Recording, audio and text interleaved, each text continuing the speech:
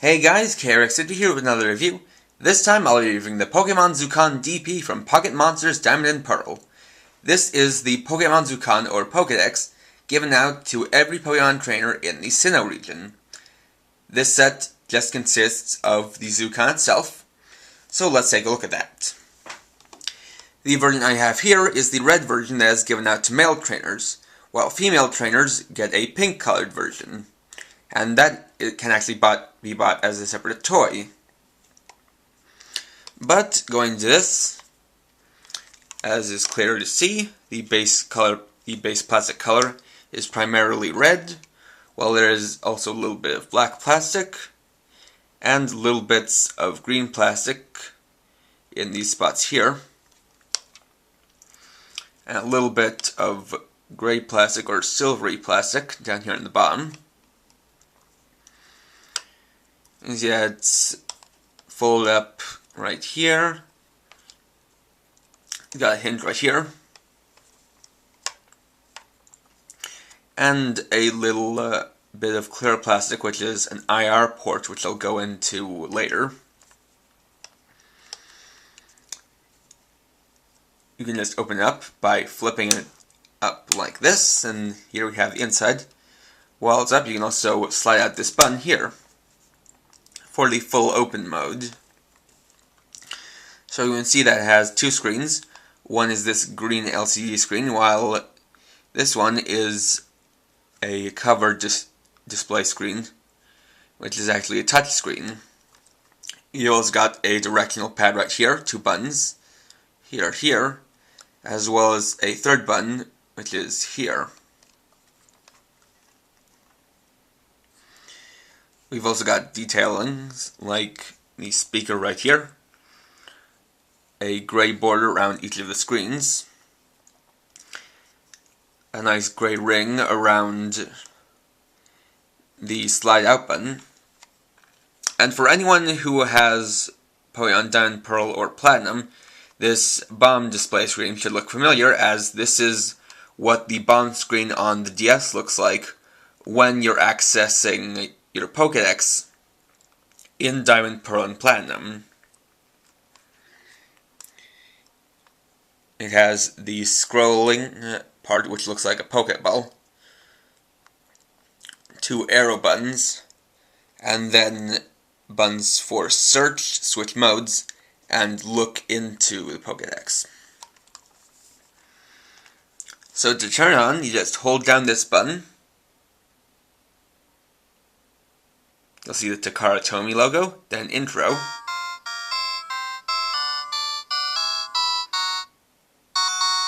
It shows the name of the toy, Pokemon Zukan DP. And from there we can get into the modes. Now to scroll through the modes, you have to use the touchscreen using one of your fingers. You would scroll up or down to switch between the different modes. Like so. So, focusing in on screen, the modes are Index Mode, Adventure Mode, Settings Mode, Connect Mode, Minigame Mode, and Trainer Mode. So Index Mode is the main mode, which serves as the browser for looking at the different Pokemon. You can find Pokemon one of two ways. The first is the manual way, by using the touchscreen to scroll through the different Pokemon. And to select one, there are two ways to do it. One is by hitting the green button on the side. The second one is by pressing this button on the touchscreen. So first, it'll show a picture of the Pokemon there. Then pressing one of the two buttons again shows you their information, shows you the name, type, footprint, as well as height and weight, and the number. In the top right corner, there will either be a symbol of a Pokeball or not, depending on whether or not you have their data. Selecting again will give you a description of the Pokemon in question. You can also do a Pokemon search.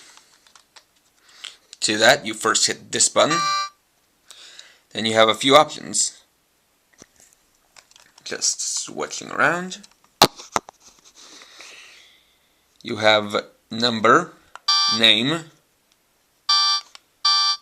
Pokemon from heaviest to lightest, lightest to heaviest, and then you also have height, which you can go in to go from tallest to shortest, or shortest to tallest.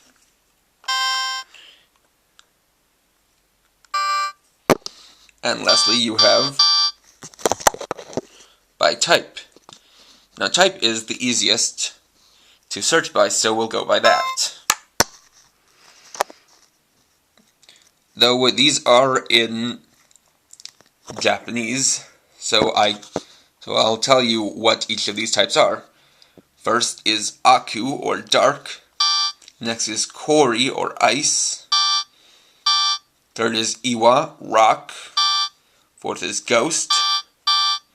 Fifth is Esper, or psychic. Sixth is Jimun, or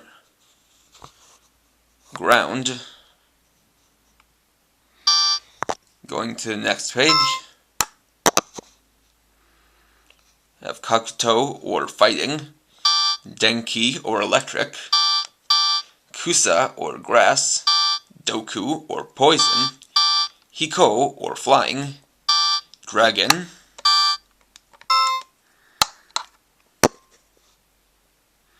Hono, or fire, normal, Mizu, or water, Hagane, or steel, and Mushi, or bug. So say you wanted to look for Pikachu. Well, then you would go up until you found the electric type, which is Denki right there. And you'll see it search. Then you have all these. So, just scrolling down. All names are in...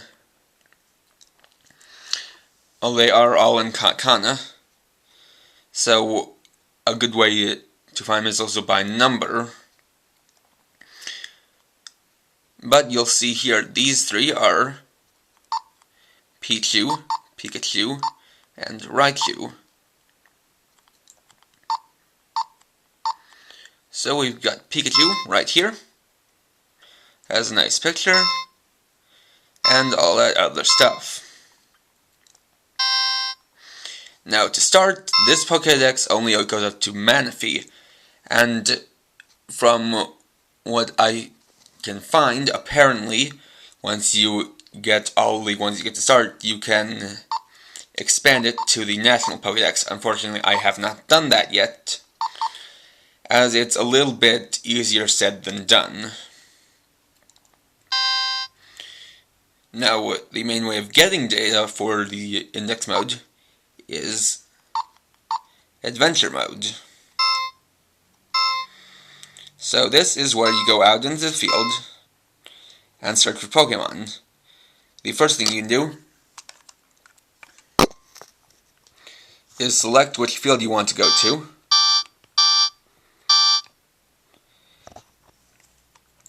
And you only start with a few to begin with, and you expand as you go along. So while you're in a field, you use the D-pad to wander around.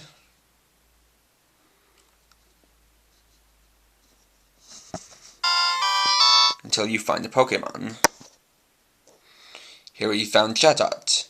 To get this data, it'll ask you for a question. It'll ask you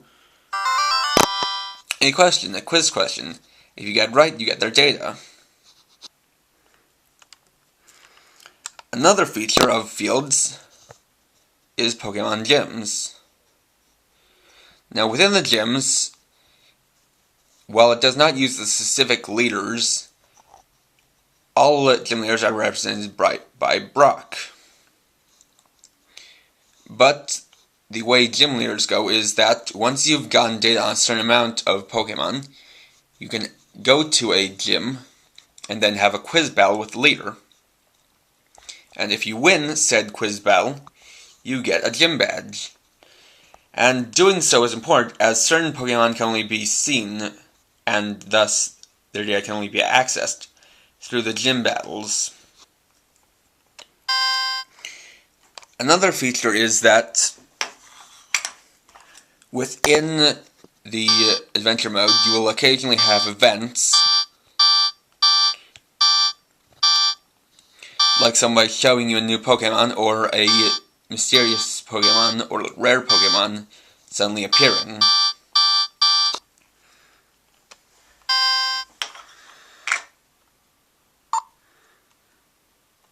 Next is, went backwards.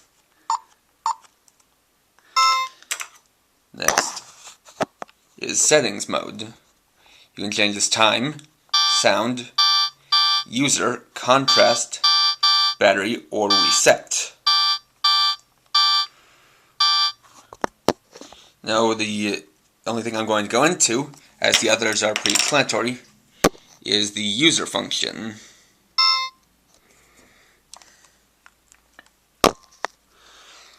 So you can select name, birthday, you can change name, birthday, or gender.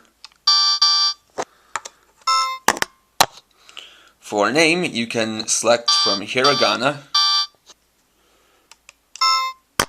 katakana,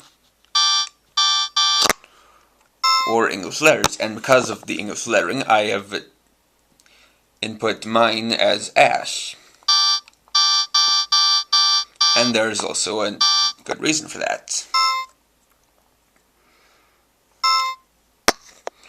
Because in gender mode, in the gender setting, you can select from male or female, and these are represented by Ash and Dawn, as this is a tie-in to the Pocket Monsters Diamond and Pearl anime, not the Diamond and Pearl games. So the two options are of boy and girl are Ash and Dawn. And what this does is it'll change the icon that you see on the field. So there will be a sprite of Ash if you select boy, and a sprite of Dawn if you select girl. And as can be seen, you get a picture of Pikachu here when you change the setting.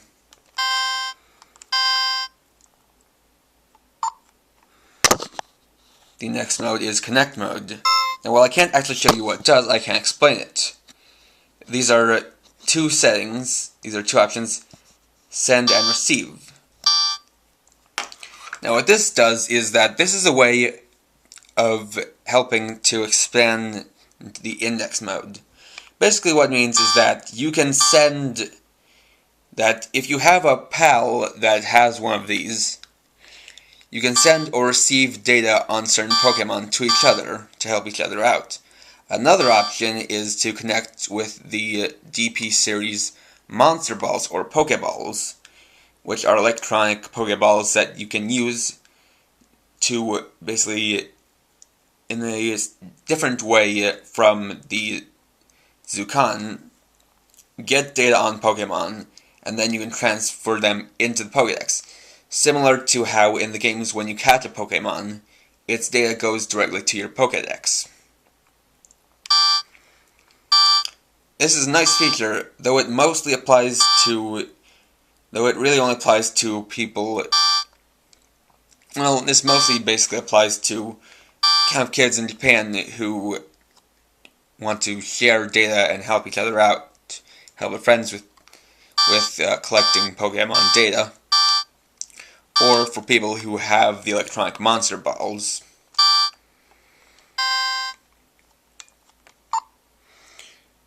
Next is minigame mode. This gives you 6 minigames that you can unlock by getting more Pokemon, but currently I only have 4.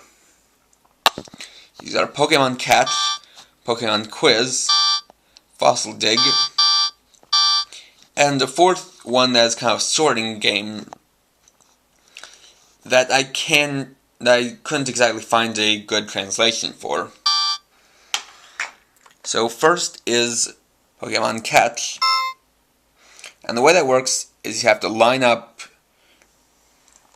Pokemon images that scroll across the screen with a box. So first you get a timer, and the key is to get them into the center, then press the button. Like that. And another thing is that the scrolling will try to trick you by sometimes going slow and then speeding up. Or sometimes they will go slow and then slow down.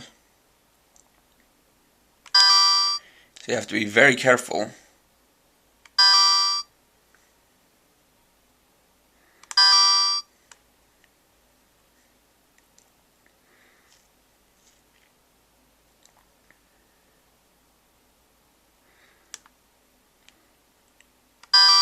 Now, for this game, it keeps going until you screw up.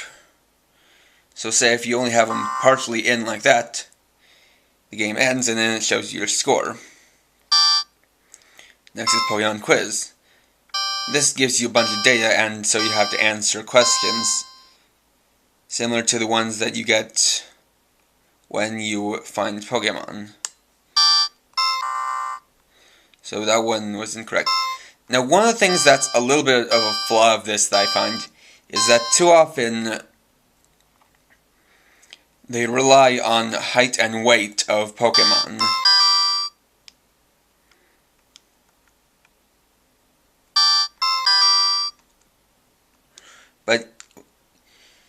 But you can kind of go on a little streak here. The thing about the quiz game is that there are only two patterns, so if you can memorize the answers, you can kind of fly through them.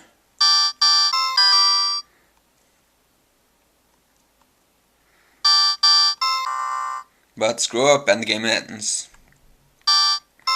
Fossil Dig is a kind of a strange one because it gives you 5 chances to find the fossil, and you're supposed to do it as quickly as possible. It'll also give you arrows pointing to where the fossil might be, and then getting to your time. Now, this sorting game actually involves the touchscreen. What you have to do is use the touchscreen to sort out berries and Pokeballs. Berries go to Munchlax down here, while Pokeballs go up to the basket. Like so. It starts off slow, but as you go on, it slowly speeds up. And this one does have a set ending.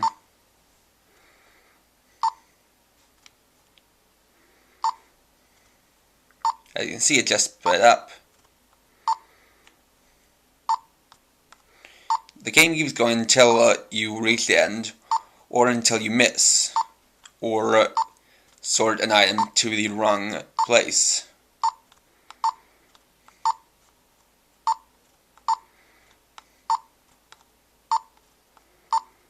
And there, the game's over. Now, another thing about the game is that if you get a high enough score, you get Pokemon's data, and certain Pokemon can only be gotten through the games, which, because of the difficulty of the quiz game, is a little bit of a flaw, I find, with the game itself, well, with the toy. And you have trainer mode. This, you can look at your trainer card, or visit Professor Rowan. On your trainer card, you can see your name and gender, birthday, and the amount of Pokemon you've caught. Then your gym badges.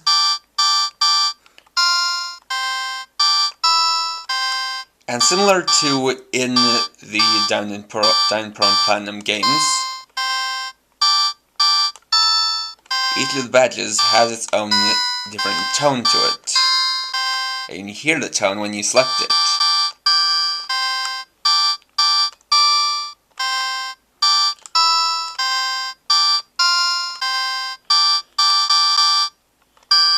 Another interesting thing is that, from what I can read, the names of these badges were not changed when the games were translated to English. So if you can remember what each of these badges is called in English, you will basically know what its name is.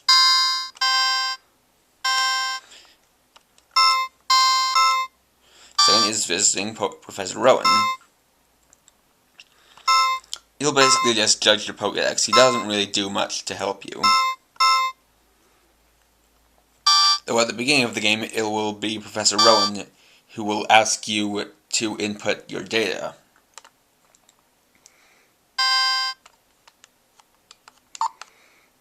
And back to index mode. So to turn it off, you just press and hold the button you used to turn it on. That's off.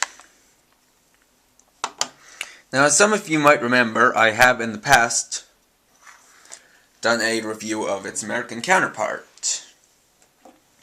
That being the Sinnoh Pokedex made by Jack Pacific. For comparison, I got the American counterpart right here, and as you can immediately tell, there's a big difference. Namely, first off, you can tell that the American version is a lot bigger and a lot bulkier. This is a case where size does not always matter. Bigger is not exactly better in this case, because they have to stretch out the design, and unfortunately they also added the word Pokemon, the Pokemon logo, molded onto the top, which is not how it's supposed to be. You also see that the button does nothing on the American version and just folds out. It's not even completely accurate in that the sticker shows a yellow hologram Pokeball instead of just a green button as it's supposed to be. Opening it up, you can tell more differences.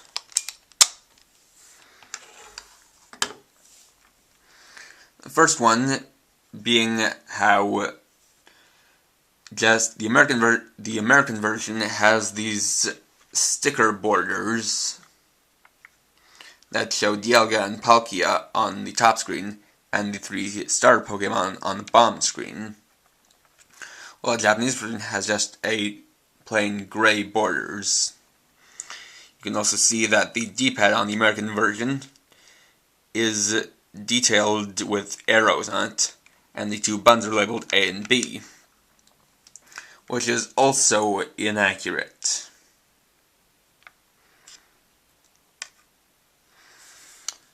And also, another thing that is not immediately noticeable is that the sides of the inside are actually sunken in, as you can see here. Well, that's not the case with the Japanese version. It's much more flush. And because of this is just really bulky and not very good for carrying around or putting in your pocket, whereas this here is very sizable, very portable, and overall looks better. So overall, this is a very nice, very well done Pokedex or Pokemon Zukan. I really like how well they captured the design here, as well as the nice little detail of having this bomb screen, which is a match for the bomb screen of the Pokedex mode in the Sinnoh region games. It's really nice that it has this slide up button here that just works really easily, and the way it works with you going out into the field, going through the adventure mode to collect data, while at the beginning you can at least look at all the Pokemon up to Manaphy, is a nice feature, though I will say that, like I've said earlier, I really think it's pretty flawed that one of the things that they use the most, or one of the things that they use most often for quizzing to get the Pokemon data, is height and weight, which are a couple of things that most people who play the Pokemon games do not take the time to memorize, as height and weight does not often factor into the way the games play. But this is still overall quite nice. Another thing about this is that this is one of the more accessible Japanese Pokedexes. As you can find this version here, the red version, on Hobbylink Japan, or you can find both versions on Toys and Joy at Toys and Joys Online. Though the male version is more expensive than the female version. So if you want to get the male version, I would recommend using Hobbylink Japan, while for the female version, use Toys and Joys. But like I said, overall this is a very nice item. It's good for people who like...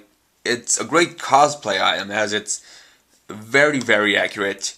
It's a nice toy, and it's really pretty easy to play if you can just look up, if you can find a way to just translate the hiragana and katakana in here, as this uses no kanji. So this is pretty easy to play with if you can read hiragana and katakana. But it's also pretty easy to just find translations. So overall, highly recommended to Pokemon fans and fans of the Diamond and Pearl series.